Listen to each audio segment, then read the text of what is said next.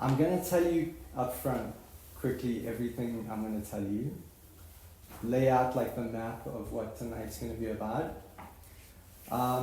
First of all, most of this talk is inspired by, copied from a talk by Tom Price on YouTube. So it's called, what did I say it was called? Creating a New Mind. If there's anything, there's two things I want you guys to remember from tonight's talk. The first one is the name Tom Price. And you should go on YouTube and you should look up his talks because they're just wonderful, and I've gotten a lot from them, and I'm sure you would too. So that's the first thing I want you to remember. So you said Tom Cruise. Tom Cruise. No, that's another guy that you guys will probably remember much better. Tom Price. Like a price tag, you know. Okay. Yeah, I love it. Write it down. That's great. Yeah, he really does give wonderful talks. And I got introduced to this idea of inattentional blindness through this talk. The second thing that I want you guys to remember is the story at the end. It's going to be at the very end. It's just a beautiful story. It's also out of that talk. So those are the two things you need to remember. But what I'm going to talk about today, it's actually a little bit more than inattentional blindness. I can fit everything into the title. There's actually, I'm going to talk today about two ideas. Two ideas up front. The first one is called frames of reference. And then the second one is inattentional blindness. And what these two ideas are really about, and what I'm going to present those ideas, we can talk about. By the way, I'm really hoping that we all talk.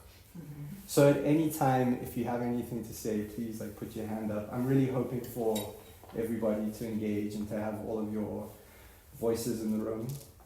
So I'm going to present those two ideas with some nice examples and stuff. But the golden thread of those ideas is that reality is more complicated than we think. They were asking me why, I think in that invitation I said that what's the word that I used there? It's something about I need to look at the invitation quickly, but there's a word I used saying that it's counterintuitive. Inattentional blindness is a counterintuitive idea. And what the golden thread of what I'm saying here is that I think that we can all very easily assume that what we experience of life is what life is. But what I'm hoping to show is that actually it's not. That there's often things that we're not seeing, reality that unless we're focused on it, looking for it, we completely don't see it. That's a powerful concept. It's not, that's what inattentional blindness is, by the way, is there's something right in front of you that you should definitely see, but you're not seeing it because you're not looking for it, or it's happening too slowly, or whatever it is, but literally it's something right in front of you and you're not seeing it. And we can very powerfully change the reality that we see by focusing on it differently or looking for a different reality, and I think that has really powerful spiritual implications. So that's the golden thread.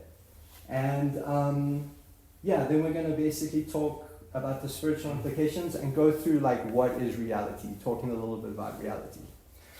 Okay, so to start off, I actually wanted to give you guys a little exercise, a drawing. I don't know if you guys have seen this before. I've only got 5 copies. You guys can share. You guys share this.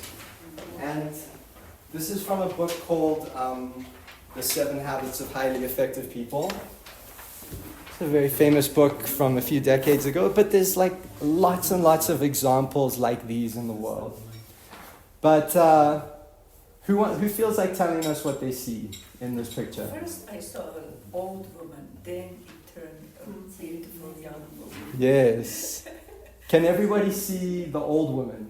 Yes. So she's got her nose. Her nose is quite big, and she's looking down. Yes. Okay. There's a young lady looking away like that. Yes. And there's an old lady looking down like that. So, yeah, I mean, that's a story, or that's an example of how there's two realities in one. And the one that you see depends on, I don't know, I mean, what is it? Isn't it like crazy how your brain sees one and then sees the other? I mean, it's actually really amazing. I don't know what to say about that, honestly, but I think that, that's a nice example of how reality can change based on what you're looking at. So the same book that came from, the first idea I want to talk about is called frames of reference. So frames of reference, Tom Price says, is actually a concept that comes from physics. And the idea behind frames of reference is that if you're looking at anything, maybe it's this table, the frame of reference is like the context that you're looking at it from. So I'm looking at it from 2 meters away from the side, right? But you're looking at it from a different angle, and so it looks different. But maybe if you like zoom in and you start looking at the table with a microscope, that's like an entirely different frame of reference. Each one changes what this table is. And there's a story from that book that I think is really beautiful. So Stephen Covey says that he was on the train, and he's like sitting on the train, and his father and these 2 children get into the train, and the father just goes and sits down, and the 2 children are like running around like crazy. They're young children. And like they're really bothering people, jumping off the windows, just acting like crazy. And the father's just sitting there like this, not doing anything about it. And he says he's looking at him, and he's feeling like kind of irritated at this man who has like no concern for anybody else on the train. His children are running up and down, making a noise. And this father doesn't seem bothered to do anything about it. And he actually gets so upset about it that he actually like leans over to the father and he says like, "Excuse me, sir, your children they're disturbing the other passengers." And the man turns to him and says like, oh, I'm so sorry, like, I didn't know that, I just came from the hospital, my wife died an hour ago, and I don't know what to do about it. And he talks about like, in that second, he goes from having this like annoyed, irritated kind of frame of reference or paradigm towards this man, and in a second, it like completely transforms to being like empathy and like, oh my God, I'm so sorry, and understanding exactly why this person is acting like that. And so I thought that was also like a really nice story. He calls it a paradigm shift, but it's another really nice story of how your frame of reference or the context that you're looking at somebody in can dramatically change the person that you're seeing. So that's kind of, it's a really powerful idea for changing reality. And a couple other ideas behind frames of reference. You know, a nice example would be if I hold up like a long stick. You look at it and it looks like a line. But if I turn it, it looks like a dot. And a powerful concept in physics is that often you'll want to change your frame of reference on something. Often in physics, you're trying to solve a problem or describe reality or whatever. You'll often try to change your frame of reference to get new insight into it. And from a certain frame of reference, a problem might be impossible to solve. Completely impossible, but if you simply change your frame of reference, it can become solvable. And a really nice example of that he gave is Einstein, actually. I don't know if you guys know, but Einstein, well, obviously you know the name Einstein and stuff, but the reason why Einstein is so famous is because in 1905, out of nowhere, he published 3 scientific papers. Each one of them completely revolutionized the world. And a really good one that I used to like love trying to understand and wrap my mind around was this idea. I don't know if anybody's heard of the theory of special relativity. And the theory of special relativity, what Einstein discovered is that basically reality is not as we think it is. For all preceding knowledge and history before that moment, everybody had thought that reality is like Newton described reality. And everything in the world is like this mechanical thing, and you can describe everything like the way that you can describe billiard balls hitting each other on a table. It's all like 100% described by that. But Einstein discovered that there's this actually like entirely different set of laws that operate at different times and speeds. And what Einstein did to make that discovery is he used to do thought experiments, and he used to imagine himself in like a certain frame of reference. And for the theory of special relativity, what Einstein did is he imagined himself sitting on a light wave, and he imagined what would the universe look like if I was on a light wave. And from that, he discovered all these incredible things that like nobody had even considered before. And you know that, I don't know if you guys know the most famous equation in the world, E equals mc squared. That's the output of that thing. He discovered it in 1905. And what that equation means is that basically there's tons and tons and tons of energy locked up in matter. So E is energy, M is mass, and c squared is the speed of light, or c is the speed of light. And anyway, basically that's what like gave rise to the atomic bomb and atomic energy and all of like these crazy things. So anyway, getting off of that one, I wanted to talk more about what frames of references look like amongst human beings. One nice example I got from Tony Robbins. You guys know Tony Robbins, like the motivational speaker.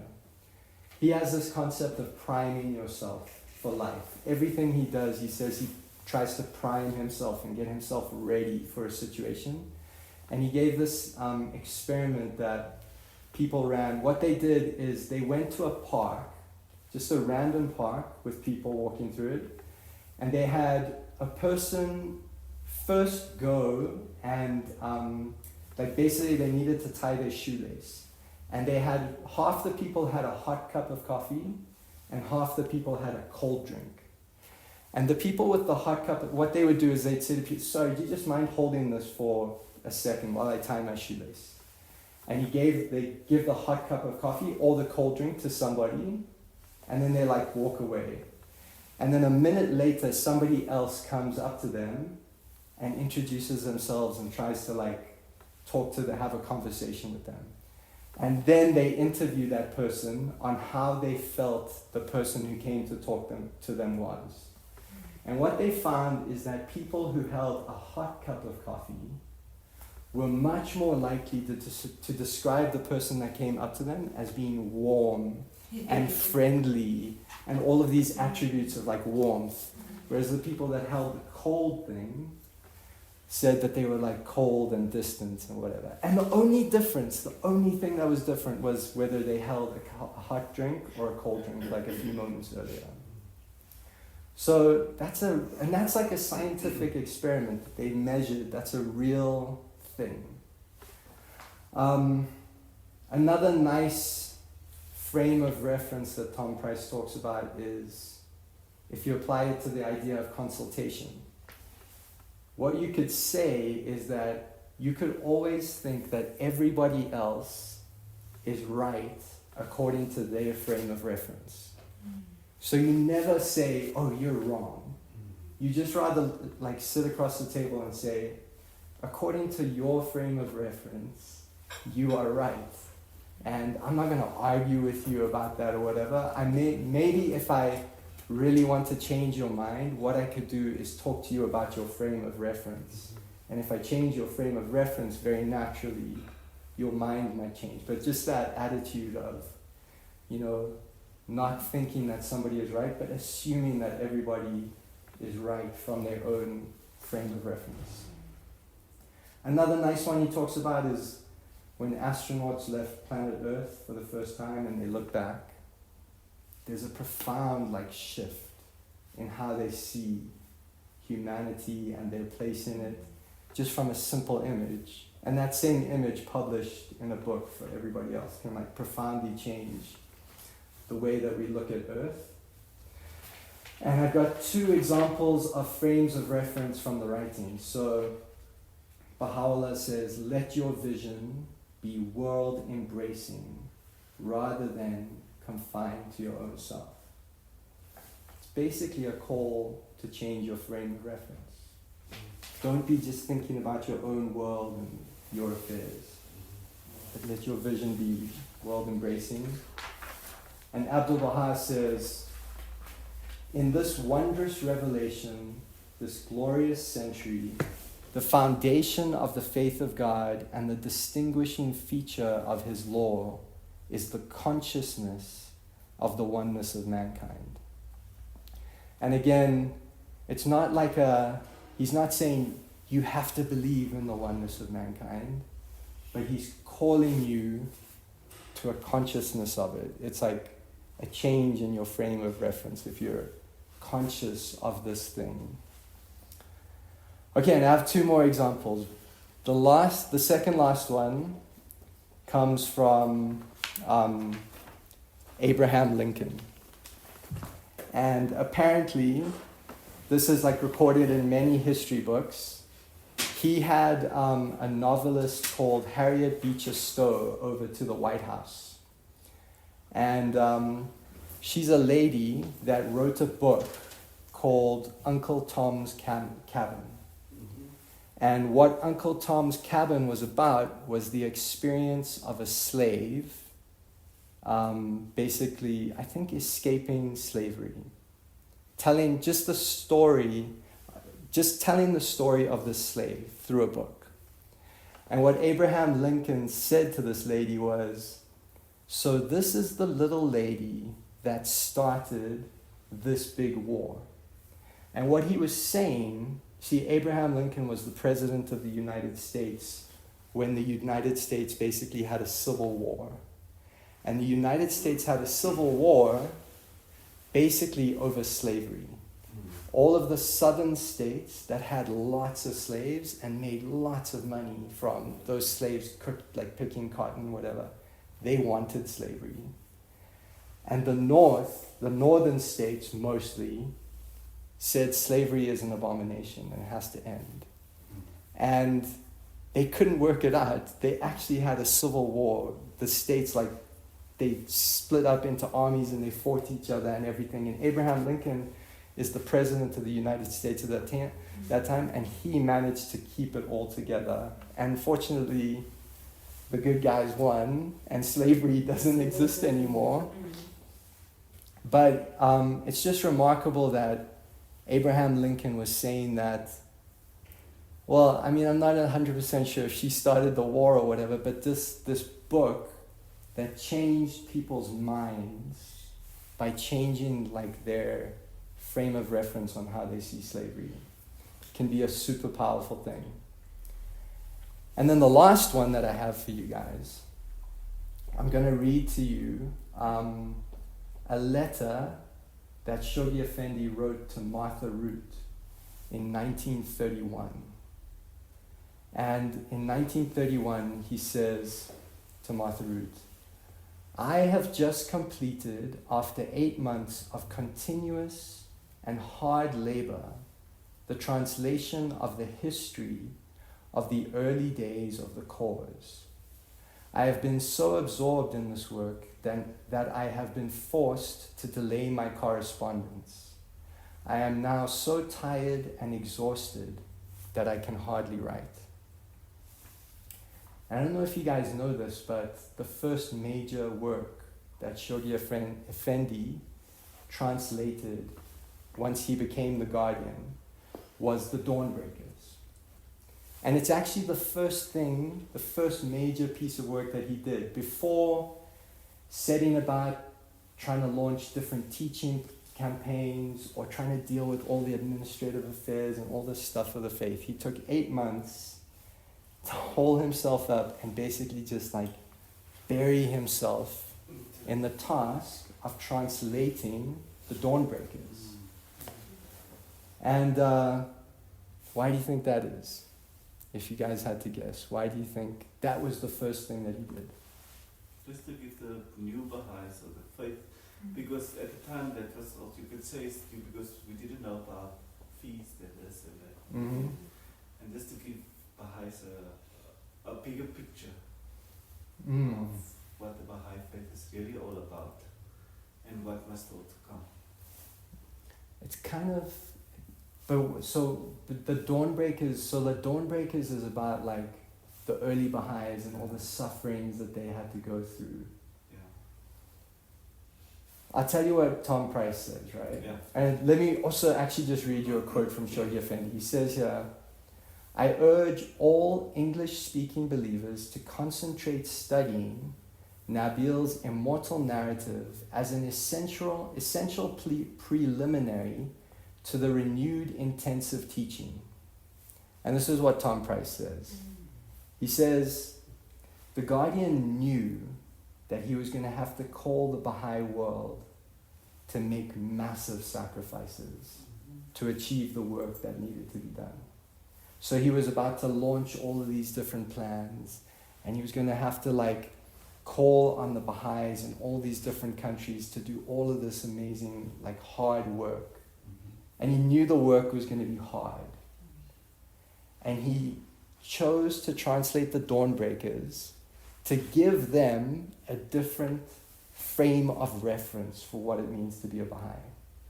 So he knew that like, if you were going to be like, I don't know if I want to go to Thursday night's tea, Baha'i evening, like, I'm not really feeling like it. He knew like the sacrifice was going to have to be deeper than that. And what he calls on all the believers to do is to read the Dawnbreakers, to see what people went through to give birth to the faith. And it's like the sacrifice and the things that people had to deal with. I actually read it. I read an abridged version of it recently. I was honestly horrified by that book. Yeah. I was kind of scarred by it. The stuff that like, So nice. it's horrendous. The way that they would just like murder people and so yeah. It didn't come up properly the way I was saying it, to give the Baha'i community a bigger picture. Of Yeah, it's in that all way it about. makes a lot of sense. Yeah. And then because now we, even before we knew the House of Justice was going to happen, Yeah. after his passing, he had to hand it over. Yeah. That's why people had to come back and report the deepening that we do now. They come back and report and say this was, and sometimes you had to every time answer the same question Mm. for people to understand what is feast, what is this, what's Yeah. happening, what is the teaching. Yeah. And more people could read, you know. Mm. We're further down the line, but Abdul Baha and his father was still alive. Mm. A lot of people couldn't read much. Mm. And now it's totally different because now it's the Baha'i world Yeah. that you have to call. Not only a certain group in Iran, Mm. but now it's the whole world. Yeah. Yeah. No, I mean, in many ways, like, I don't know that much about Baha'i history, but I think, like, what you're saying is right. Like, so obviously Baha'u'llah and Abdul Baha, like, they raised up, like, amazing communities that were incredible and everything, but, like, it was really the Guardian's job to, like, build the administrative order and to build all this stuff, like, the vision of it, and, like, build it as what a lot of what we see today, you know? Okay, so guys, that's the idea of frame of reference. So, yeah, I'm hoping like you can see that is, if you pull that golden thread down, it's something that can change how you see reality, what you even experience of reality, you know? If you think about that story on the train, the second you hear that, like, everything changes, reality, it like actually changes, you know what I mean? It's, so, yeah. Okay, then there's inattentional blindness. So that talk speaks a little bit about that. It's basically, I mean, I'll read the quote again. Inattentional blindness or perceptual blindness rarely occurs when an individual fails to perceive an unexpected stimulus in plain sight, purely as a, it sounds like kind of complicated. So what is inattentional blindness? Sorry, is it intentional or? Inattentional. Inattentional. Yeah. I don't know. I think it means like when you're not paying attention. Unintentional? Unintentional. Yeah. It's inattentional. I also double checked it on Yeah. because I thought, and then there is actually something. It has a definition. Inattentional. Blindness. I think what it means, it's a weird word, but I think what it means is when you're not paying attention. Yeah. You're blind to something. Something. So let me tell you about where this idea comes from. So there's a famous experiment that starts it, really. They get, they take a 1-minute video clip of like 6 people passing a basketball around. So they're just, it's like in a room and they're just throwing a basketball to each other, okay? Then they get people and they say, watch this video for the next minute. I want you to tell me how many times they passed the basketball to each other. You got to count that. It's really important. I want to know. So people watch it. At the end of a minute, the researcher comes, and they do this with like 100 people, you know? The researcher comes and says, okay, so how many times did they pass the basketball? 40 times. Oh, okay, cool, thanks. Did you notice anything else about the video? More than 50% of people say no. Now, then they tell them, okay, watch the video again, but don't worry about the basketball. Just watch the video. And in between these players passing the basketball back and forth, there's a man with a gorilla costume that walks through the middle of all of them, looks at the camera and goes like this, and then walks away. So more than 50% of the people, because they're focused on where's the ball going, they don't see that. It doesn't exist for them. Yeah. So apparently when this guy first ran the experiment and he published it, people thought he was lying. So they decided to do the experiment again. But instead of basketball players, what they did is they got like a big highway. They got a video of a big highway with cars going this way and that way. And they got the gorilla to walk up the middle of the highway. And this time they told people you need to count the cars going back and forth. Exact same results, exact same thing. By now, if you look up this concept, it's like a very well-researched phenomenon that is like proven true again and again and again. That basically, and it's like, you should see this gorilla. There's no reason why you're not seeing the gorilla. In fact, they tested, they thought to themselves, maybe this gorilla isn't like, we want to make sure people notice this gorilla. So they took the gorilla walking down the street, and everybody noticed the gorilla nearly got arrested by a policeman because it's so noticeable. But most of the people, I think like 50 to 60%, when they're counting the cars or the basketball, they don't see the gorilla. So you should notice the gorilla, but you don't. And why don't you notice the gorilla? Because you're so focused on something else. So there's really, what I've understood now, or what Tom Price says, there's 3 reasons why you won't notice the gorilla. The first one is you're super focused on something else. The second one is that you don't ever expect the gorilla to be there, or anything weird to be there. So the example that he gives here is like, NASA trained all of these pilots in a simulator on how to land that little thing that lands on the moon.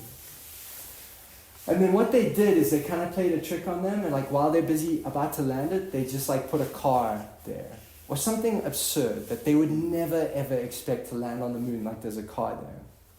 So what they found in the results is interesting, is that the more experienced you are at landing this thing, the less likely you are to notice the car. So the more experienced you are, you're just going to land on the car. But the people who, I think it's like, not that much, but like the experienced pilots, maybe like 30% of them, they just land on the car. Whereas when they take a group of like fresh pilots who are like, they're not experienced, they've never done it before, not a single one of them lands on the car. And the reason is, he explains, is that like basically they're so experienced, they don't even like pay attention, they just can't conceive that this thing would be there. And it made me think about how I think the idea of learning can become a barrier to seeing the truth. And the first thing that Baha'u'llah calls us to do, I think in the 7 Valleys, if we want to search for truth, is to empty ourselves. So prior knowledge and prior experience and thinking that we know is a big reason why we won't actually see reality. That's the second reason. And then the third reason they say is like when something changes slowly over time. And they have like experiments where they put a picture in front of somebody. It's just a picture of something. And then slowly over like a minute, a building will like slowly like form in the background. And they won't see the building because it happens so slowly. Or like, I don't know if you guys, the other thing it made me think of, you know that idea of a frog in a hot pot? That a frog, if you put a frog in a boiling hot pot, it jumps out because it's scared, right? But if you put it in a cold pot and then you heat up the pot, the frog will stay there until it's boiling hot and dying. So it's like slowly, it doesn't notice.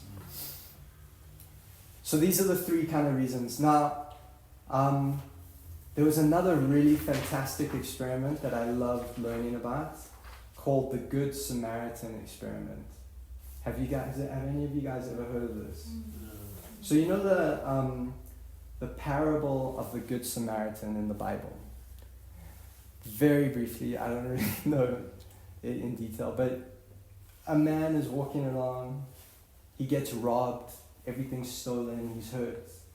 And he's sitting on the side of the road like in desperate pain or whatever, and a priest like walks right by him. And then I think another like religious leader, they call a Levite or something, also like walks right by him. He's like, oh, please help me. And they're like, these are supposed to be these moral people, but they just walk right by him. But a Samaritan, and a Samaritan I understand is just a normal person.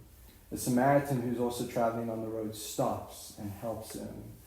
He takes him somewhere and tries to help him and get him healed, right? So I suppose like in the Bible, the parable is about, like often the religious leaders aren't necessarily the ones that do the good deeds, but... So anyway, here's a really cool experiment, right? So they go to a religious seminary, a place where they teach priests. And they do this experiment. They have a class of priests. Imagine you guys are priests. And I say to the 4 of you, okay, you are going to give a sermon. This is for your final exam or whatever. You got this for marks. You're going to give a sermon about the Good Samaritan. Give me a sermon about the story from the Bible. Tell me about it, right? And then these 4, you guys are going to give me a sermon about how to get far in your own life. So you're like thinking about yourself, like how to be successful. Okay. And what they do is they keep them in a room and they have to walk across the seminary, like past a few passages to get to the place where they have to give the sermon and get examined, right? And along the way, they sneakily plant somebody who's in distress. Like somebody's like coughing on the side of the road. Basically like playing out the exact story.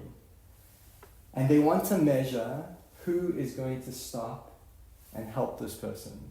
Is it the people who have been prompted, who are thinking about the parable, or the people who are thinking about themselves?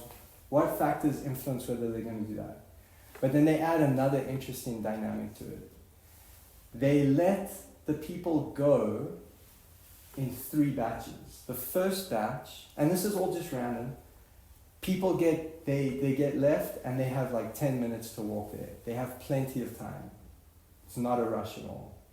The next batch is like, you got 5 minutes, you gotta like go, but you can get there, it's cool. And the last batch, they let them 1 minute before, go, you gotta get to your exam, go. So you got these 3 different batches of people. Some of them are really in a hurry. And what they find, I've got the like proper results right here, but what they find is that overall 40% of people stop to offer help to the stranger, okay? But the factor that influences whether they help the person or not isn't whether they're giving the parable about this exact same situation. The factor that influences them is how much time they have. The people that are in a hurry don't stop, because they don't even see him. They're like so focused on their own world. But when they like got time, they're walking, they have time to stop and see this. In the high hurry situation, so 40% overall, when people believed they were early, 63% of them stopped and helped. But when they were hurrying, only 10% of them stopped and helped. So, yeah, I just thought that's another really lovely example of, like that inattentional blindness, and how even it's kind of a spiritual idea too, you know. What is stopping us from seeing like humanity in other people and helping them? Okay. So I told you about the two concepts, frame of reference and intentional blindness. Now this is the part of the talk where we start talking about what it means spiritually, okay? So it really comes down to this, okay? I'm going to read you a quote from Baha'u'llah. He says, "O son of my handmaid, didst thou behold immortal sovereignty, thou wouldst strive to pass from this fleeting world, but to conceal the one from thee and to reveal the other is a mystery which none but the pure in heart can comprehend." Just read it one more time. "Didst thou behold immortal sovereignty, thou wouldst strive to pass from this fleeting world, but to conceal the one from thee and to reveal the other is a mystery which none but the pure in heart can comprehend." So he's saying, I reveal the physical world to you. That's where you live and everything. But there's another whole magical sovereignty that I conceal from you. And that is what I'm doing. This is life, and the mystery of it, only the pure in heart can comprehend. So the frame of reference, or the idea, the concept is that we are living in two worlds. One is immediate and obvious, and the other is concealed from us. And that concealed one is beautiful. Like, if you could see that one, you would wish to pass away from this one into that one. So Baha'u'llah actually often refers to two worlds in the writings. I'm gonna say some phrases. Can you finish them off for me? Okay? This would come from the Baha'i writings. The kingdoms of earth and this world and the world, all that is in heaven and all that is, the seen and the, all things visible and invisible. So there's a lot of these things in the writings. Baha'u'llah often refers to the two worlds. And Tom Price talks about, actually, if you stop to look for this, it's like everywhere. Actually, Baha'u'llah, he says that often, actually all the time, he always refers to the physical and the spiritual worlds. And he's so creative about it. He calls this world the physical world, the contingent world, the world that perisheth, this dust heap, this prison, this fleeting world. And the other world, some terms he has for it, the rose garden of the spirit, everlasting dominion, celestial sovereignty, immortal sovereignty, the placeless, the realms of holiness, the celestial paradise. There's many, many, many terms, right? Okay, so there's two worlds, and one of them is very obvious to us, and the other one is hidden, that we can't really see. We have to work to see that other one. I'm going to share another hidden word with you guys. O man of two visions, close one eye and open the other. Close one to the world and all that is therein, and open the other to the hallowed beauty of the beloved. I read it one more time for you guys. O man of two visions, close one eye and open the other. Close one to the world and all that is therein, and open the other to the hallowed beauty of the beloved. Tom Price says, like, this is Baha'u'llah saying, stop counting the cars, look at the gorilla. That makes sense, right? Like, stop being obsessed with this world, because there's a gorilla over here, like, and you're not seeing it. Yeah, and you won't see it unless you specifically stop and try to look for it. Okay, I want to talk a little bit about the movie The Matrix. Do you guys remember that movie? Mm-hmm. Who wants to tell us what the movie's about? I need a volunteer. I want somebody's voice in the room. Tell us what the... Who remembers what that movie? Keanu Reeves? It's more like blending with the flat earthers. Dome. And people are in safety, and there's things that's been run by a machine that Yeah. incubate people, and Yeah. they live in another reality. Yeah. In their minds, they think that's reality they Yeah. but it's not really. It is a made-up one. That's why they have glitches in certain things, and humans who are in the dome, they try to free these people that are captured in this machine, the robots. It's a beautiful analogy. It got kind of like in the weeds, the second and the third movie. But, I mean, did any of you guys like feel like that was a very spiritual movie? Yeah. It was like a spiritual metaphor. But I guess the idea, so in that movie, the other world isn't such a nice place. Yeah. But it's still a really powerful, like, example to you that you can't just take what you experience all the time and think it's reality. Yeah. But there's so many beautiful analogies, because, like, so first of all, like, there's something wrong with this world that he's not comfortable with. He, like, knows there's something. You could say that about physical reality too, you know? Like, can we find, like, our meaning? Does it answer the deep questions for us? But then also, like, the idea that, like, he kind of has these, like, glimpses of access to the other world. Yeah. They contact him through his computer. Yeah. And, like, we kind of have these access, these, like, things that are hard for us to understand, but we have these, like, signs from the other world while we're in this one. But I just wanted to bring up that movie because I thought it's such a powerful analogy. It's not 100% aligned to, like, how I think the world is, but... And then also, just to remind you guys, you know, Abdu'l-Baha used to talk about the world of the Matrix, like 100 years before the movie was made.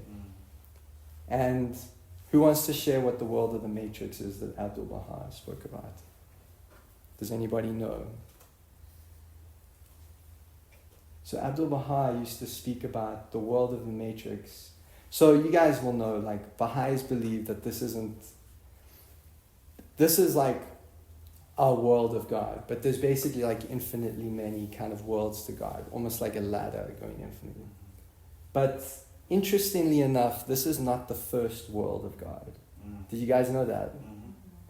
Do you know what the first world of God is? It's the world of the Matrix. Is it? Yeah. When you're pregnant. Yeah. That's the first world of God. And it's the Matrix because it's, you know, like in... And again, if you think about it, like that world, it's a whole world and the baby lives in there and thinks this is everything. And they have no conception of lightness and air and water and all this stuff. They live in there and they think like this is everything that there is to know about. But meanwhile, just like on the outside that they can even hear sometimes, there's this like another incredible world that they don't really have access to Yeah. So I just thought that was another really beautiful example of it. Okay, I want to give you one more analogy, and then I want to talk about some of the qualities of this world compared to the last world, and then we finish off and you hear the story that you have to remember, okay? So the analogy is this, okay? First comes after another hidden word. O ye people that have minds to know and ears to hear.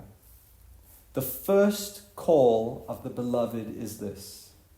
O mystic nightingale, abide not but in the rose garden of the Spirit. O messenger of the Solomon of love, seek thou no shelter except in the Sheba of the well-beloved.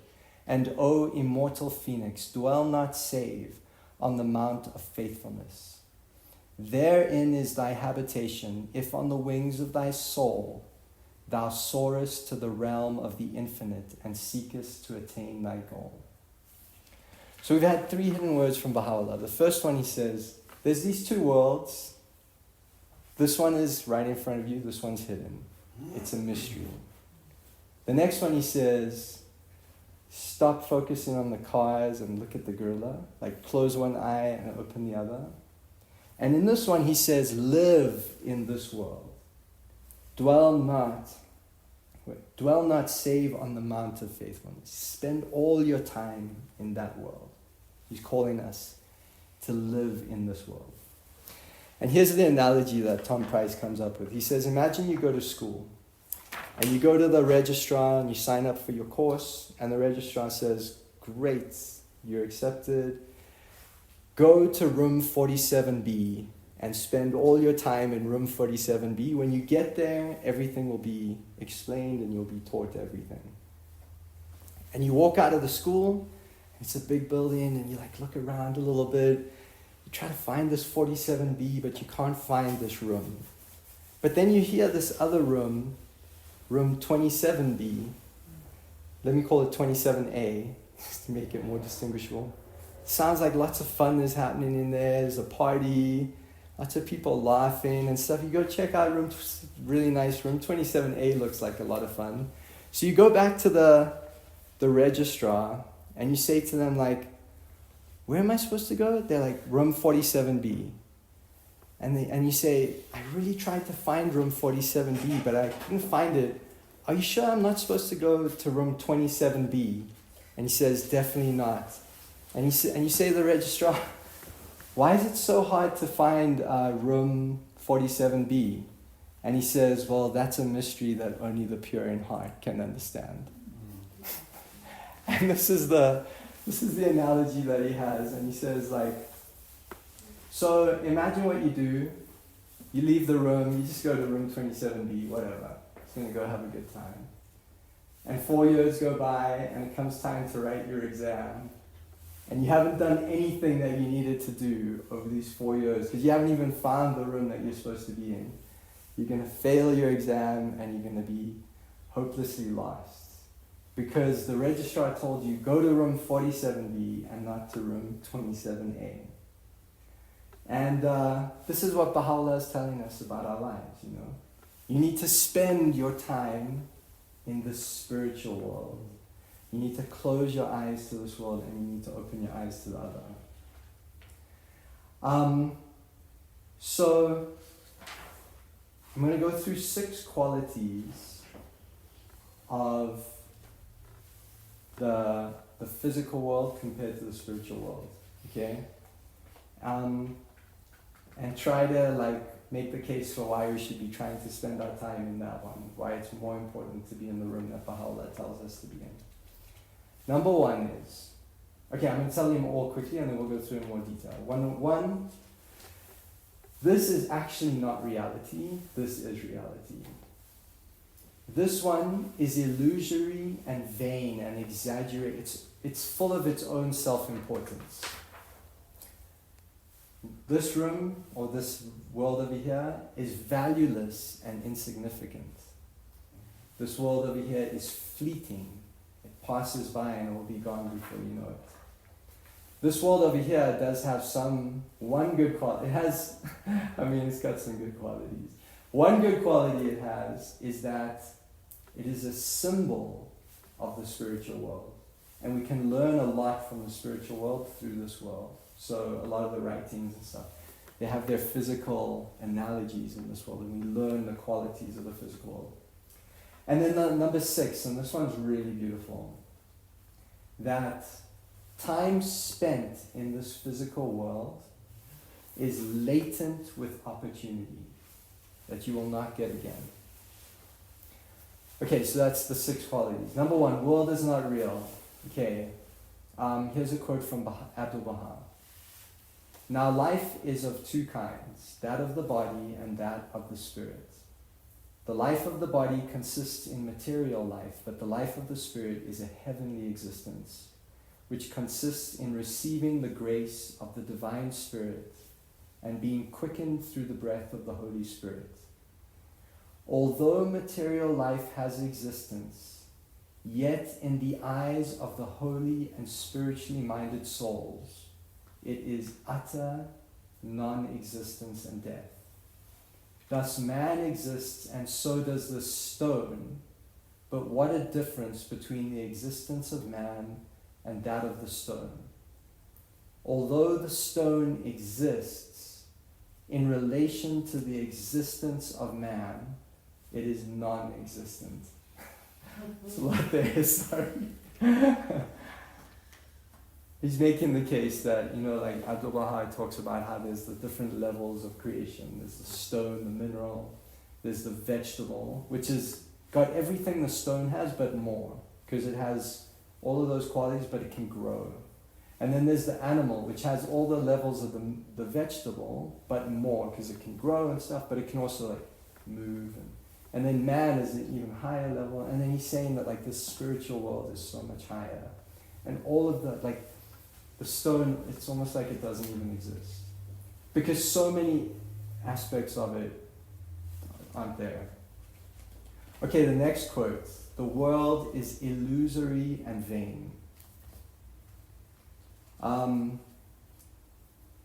I ask somebody to read this quote for me? Do you want to read? Yeah. Okay, just read this quotation over here. The world is illusory and vain. The world is but a show, vain and empty, a mere nothing, bearing the semblance of reality. Set not your affections upon it. Break not the bond that uniteth you with your Creator, and be not of those that have erred and strayed from his ways.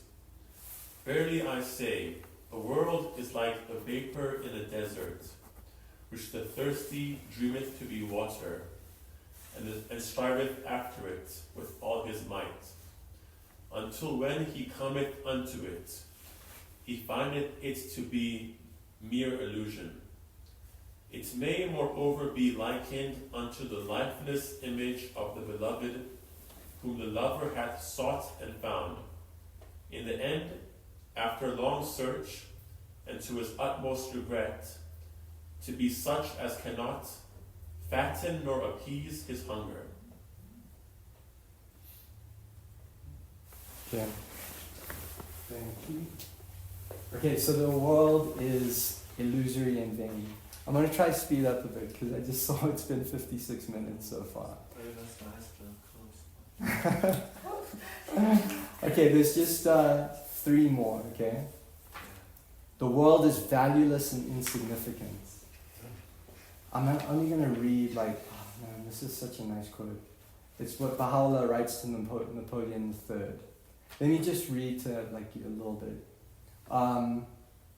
Rejoicest thou in that thou rulest the span of earth, when the whole world, in the estimation of the people of Baha, is worth as much as the black in the eye of a dead ant.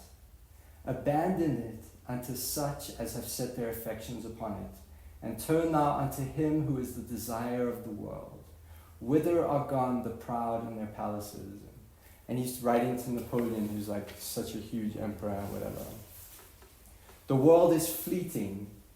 O son of being, if thine heart be set upon this eternal, imperishable dominion and this ancient, everlasting life, forsake this mortal and fleeting sovereignty. Wert thou to consider this world and realize how fleeting are the things that pertain unto it, thou wouldst choose to tread no path except the path of service to the cause. Apparently, Hand of the Cause, John Robarts used to have this analogy that life is like a massive banquet table, and we're like a bird that flies in, picks up a few things, and flies out. That's how like fleeting and quick it goes. The world is a symbolic representation of the spiritual world. So this is the idea that, like, you know, so many of the teachings talk about like the analogy of the sun and summer and winter, spiritual spring times, all of these things. So like we learn about the spiritual world through this world. And then the last one that I wanted to get to is that time spent here is latent with opportunity. And I wanted to share, this is the story you guys have to remember, okay? So everybody wake up. You have to remember this story, and your homework is to go tell somebody the story, okay? So it's Tom Price and this story. So this is apparently comes from the Sufi mystics, and it's a story about a man crossing a desert with his camel. He gets on the camel and he rides, and he's been riding for a few days and nights. He's like super tired, and he gets to a dried up riverbed, and he hears a voice in his head say, "Go collect the stones in the riverbed." He's like, he thinks that it's meaningful, so he like climbs down, goes to this dried riverbed, and he like collects a few stones. He puts them into his saddlebag. He climbs back on his camel, and then he hears the voice again say, "Good, because you were obedient. Tomorrow morning you are going to be happy and sad." He thinks to himself like, what? Anyway, he like rides on, sets up camp that night, whatever. He wakes up the next morning and he goes and looks in his saddlebag. And the stones that he had collected, which were just like normal stones, have turned to gems. The most beautiful gems. And he's happy because he collected some of the gems. But he's sad because he didn't collect more of the gems. And the lesson of this story is that that's what this life is like. That we're here and we have this one opportunity to collect these gems right now. And that when we get to the next world, we're going to be so grateful for whatever gems we picked up along the path. And yeah, that's it. That's all I had prepared for you guys. So,